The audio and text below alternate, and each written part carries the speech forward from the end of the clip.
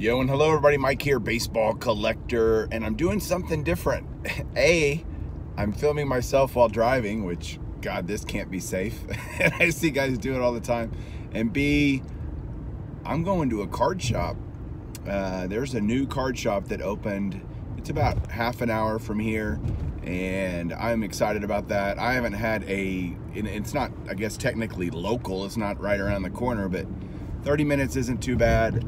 It's up kind of in the mid-cities of the Dallas-Fort Worth area towards the airport. And so I'm excited to check out a new shop, and I guess one that might be kind of local to me. I guess from my work, it's really not that far away. It is, and I'm paying attention to the road, guys, so I'm not going to be watching you a whole lot. But, you know, in terms of how close it is, it's close enough where it's worth me trying it out and seeing if there's anything good. Maybe look for some supplies. I'm not going to buy any boxes, I don't think, but you never know. Something may strike my fancy when I'm there. The guy's name is Scott. He's the owner. It's called American Dreams Sports Cards. That's the name of it. So that's where I'm heading right now, and I'll let you guys know all about it. Maybe I'll shoot some video there and show you that here in a second. Hang on, I'm gonna drive there and be safe. Bye. All right, guys, so I made it. I made it to Man-Made Construction. Wait, no, American Dream Sports Cards. There it is. There's their phone number. It says they're open from 1 to 5 today, so I'm a little bit early. You can peek in here, see what's in here. Got a little shop going on, so brand new place. I'll let you guys see in the inside when the owner gets here shortly, I hope. Bye. All right, everybody, Mike here. I'm in a new shop that's just opened up, and this is Scott. He's the owner. Yes, sir. How you doing today, man? I'm good. Thanks for stopping by. Well, welcome to business. So your sports card shop here is called American Dream Sports Cards, right? Yes, sir. And you're up here in, is this Hurst, I guess? Or actually Haltom City, Haltom City. Yeah. Okay, so it's a kind of mid-cities area here in the Dallas-Fort Worth area. This is his daughter, Jenna. I sell the Funko Pops. She sells Funko Pops. I take care of Lucky the Fish. And Funko's up there. That's right. There's more cool. Funkos up here. So you just opened how long ago? Just opened on January 2nd, so I've been open 1 month. Okay. Yeah, 1 month today. Congratulations on making it a month. Thank you. So what's it like to be a card shop owner? What made you want to do this? Well, this is more of a novelty for me. As you can see, this is a card shop that's in my construction office. I own a construction company, and I've always been a big card collector. I've collected since 1984. When I was 10 years old, I remember pulling the wax 1984 tops, and I'll never forget the way that it felt. And I used to go to Sam's. My mom would take me to Sam's, and I'd buy boxes and boxes of baseball cards. Me too. And, oh my gosh, yes. The mid-'80s, late 80s. Oh, yeah. man. Yeah. It was awesome. And, of course, don't eat the gum now, but I ate tons of it back then. Okay. And I just love it. I love it. It was a hobby as a young kid, and I've been in and out of it as an adult. But I got back into it again, and I thought, you know what? I'm going to put a baseball card shop. I've already got a business. So I figured it'd be a smart way to do it is just put the shop in the lobby of my business, and then I don't have to worry about the big overhead of opening a brand new business and all that.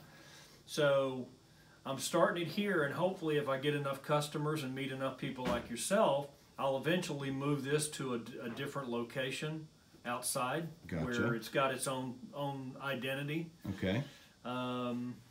But it's just really, I mean, this is more of a novelty for me. It's like my own playground to have my own little baseball card shop in a sense. Well, it is cool that you've gotten started.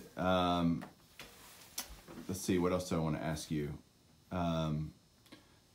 Starting your own brick and mortar, I mean, that's become less and less common, right? Yes. And you're competing online with eBay and Amazon and all the different places people can buy sports cards.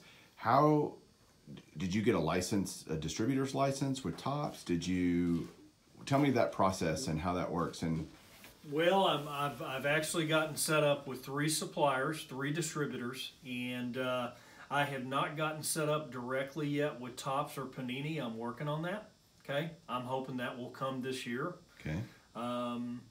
But Do you have to apply? I'm sorry to interrupt you. Do you have to apply, Yes, or like yeah, you've got to promise a certain amount of product you're going to buy? You've got to apply, and then they've got to go through the approval process, and you have to have so much in stock of their product before you even get started. Right. So I mean, I've got to have my store full of material, or full of product, before I can even get certified. It's like the chicken and the egg, right? Pretty much. You gotta have, like, wait a second, which comes first? I gotta have all this product before I can get it cheaper directly, yada yada, to make your margins better. Yep. So you can stay open. It's kind of this funny, you gotta just make it through, right?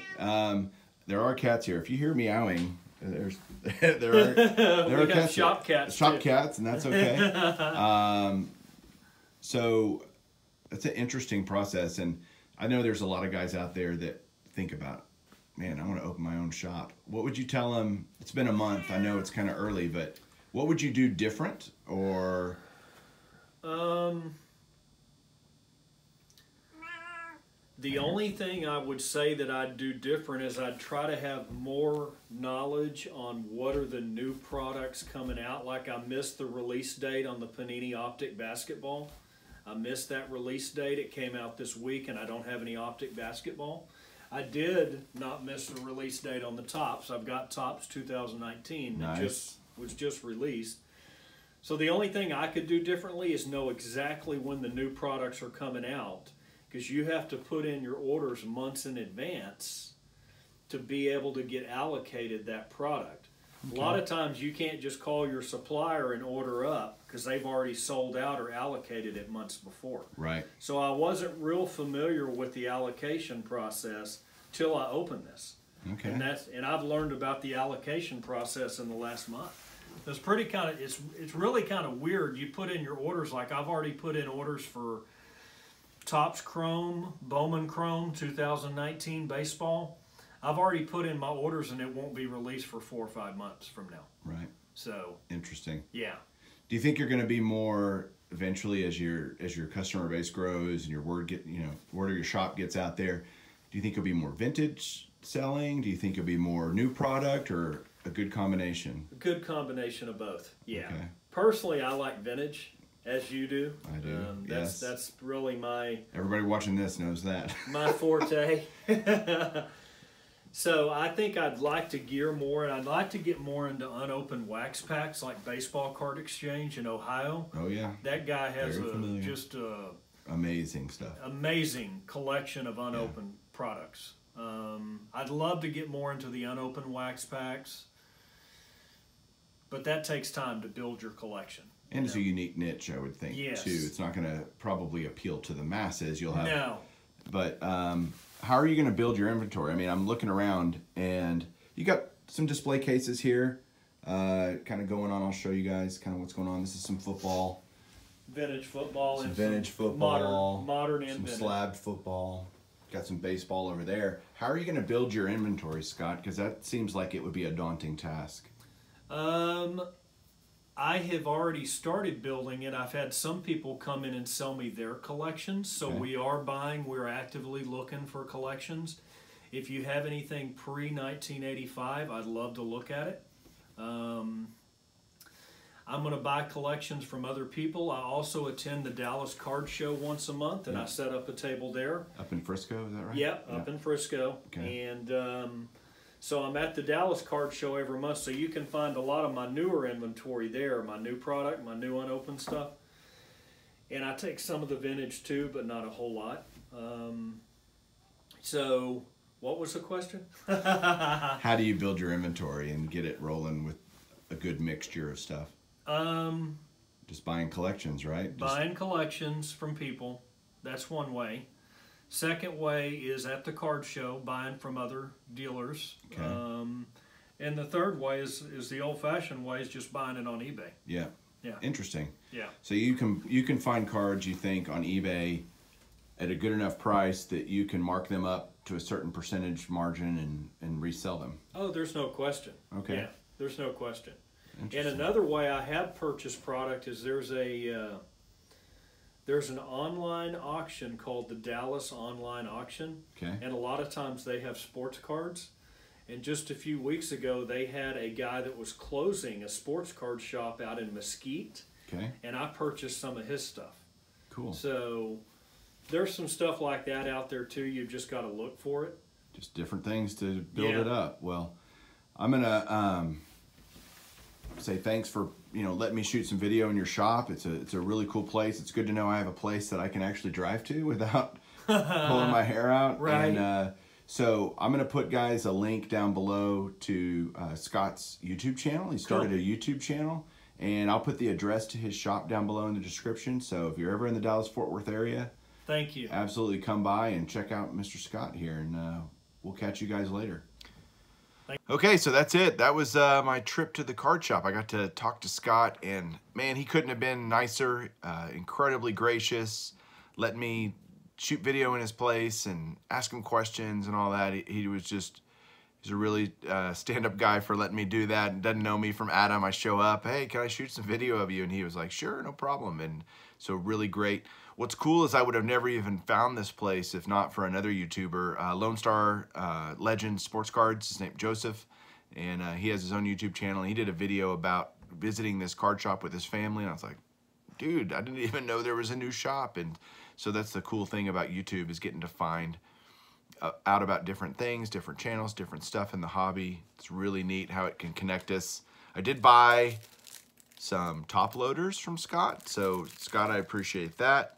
And again, I'll put a picture of his business card after this video if you want to check him out. He is starting a YouTube channel, so there's a lot.